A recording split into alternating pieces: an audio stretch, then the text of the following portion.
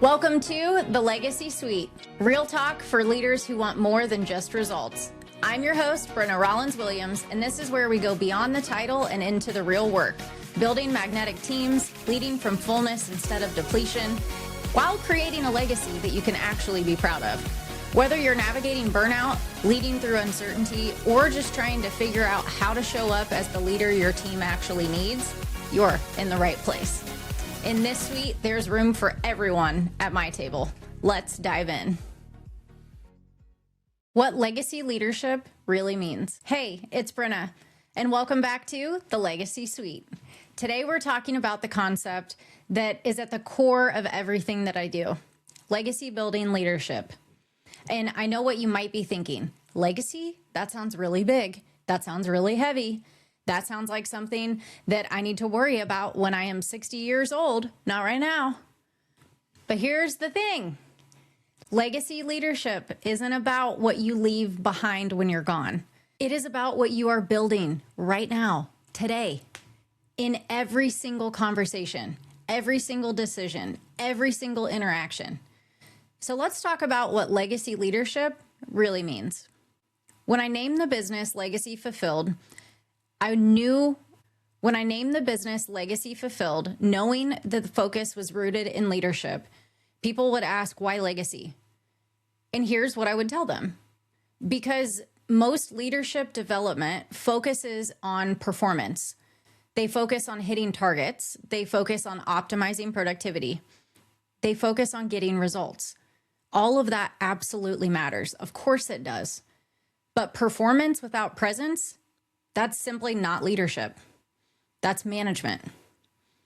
Leadership legacy is about more than what you accomplish in a day. It's about how you make people feel. It's about how you show up. It's about what you leave in a room long after you are gone. So let me tell you a quick story. When I was at Target, I had a leader who was brilliant, super strategically sharp, always delivered on the metrics. But no one wanted to work for her because she was cold, transactional. She treated people like resources instead of like humans. And the impact of that, man, her team had the highest turnover in the entire district.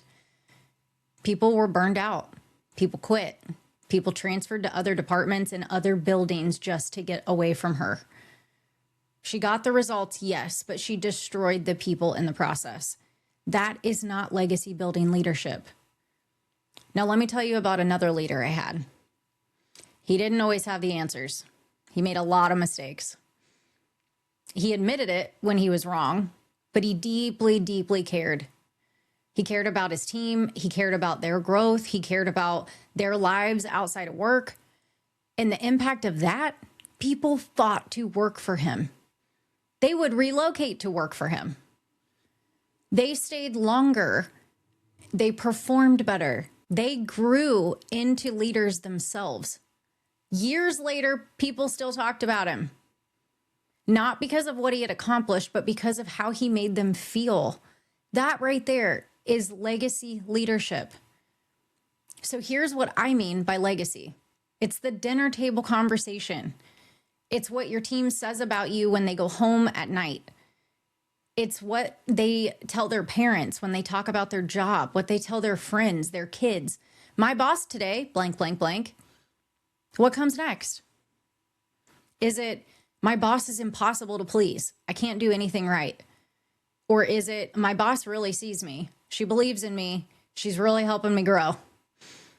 That's legacy in action. That legacy is the ripple effect.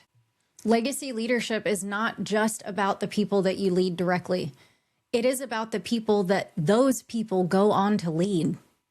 When you invest into somebody's growth, when you model what healthy leadership looks like, when you show them that leadership doesn't have to mean burnout, they carry that forward. They lead differently because you lead differently. That's legacy. Legacy building leadership is the long game. It's not about the quarter's numbers. It's not about the year's performance. It's not about last year's performance review. It is about, in 5 years, will the people that I led be better leaders because of me? Will they be healthier in their lifestyle? Will they be more confident in themselves? Will they know their own worth? That is legacy. Now, here's what legacy leadership is not. It's absolutely not about being perfect. It is not about having all the answers. It is not about never making mistakes. It's not about being everybody's friend. It's not about avoiding hard conversations, and it's not about letting people off the hook. Leadership legacy is about presence. It's about integrity, and it's about authenticity. It's about leading from a regulated nervous system so that you can hold space for others. It is about having the hard conversations with compassion instead of avoidance. It's about setting boundaries so that you are capable to fully show up instead of running until you burn out. It's about admitting when you're wrong and modeling what accountability looks like. It's about investing in people's growth and not just in their productivity. It's got to be both. Here's some framework that I pull from legacy leadership. Lead yourself first. You cannot pour from an empty cup. You cannot lead others effectively if you are dysregulated, burned out, or running on fumes. Self-leadership is the foundation of everything else. Build magnetic teams. Not teams that stay because they have to. Teams that stay because they want to. Teams that are built on trust, autonomy, and genuine connection. Create cultures that people fight to join. Not through perks and ping pong tables, through psychological safety, through clear expectations, through leaders who actually care. Measure the impact and not just the output. Yes, do not get me wrong. The results matter, but so does retention. So does team morale. So does how people feel when they leave a conversation with you. Are you building people up or are you breaking people down? So here's something to think about through the next week. What's your legacy? Not 20 years from now, right now, today. What are people saying about you when they go home at night? What are you leaving in the room after you're gone? And if you don't like the answer, what needs to shift? Because here is the beautiful thing about legacy. You get to choose it every single day. You get to decide what kind of leader you want to be, what kind of impact you want to have, what you want to be known for.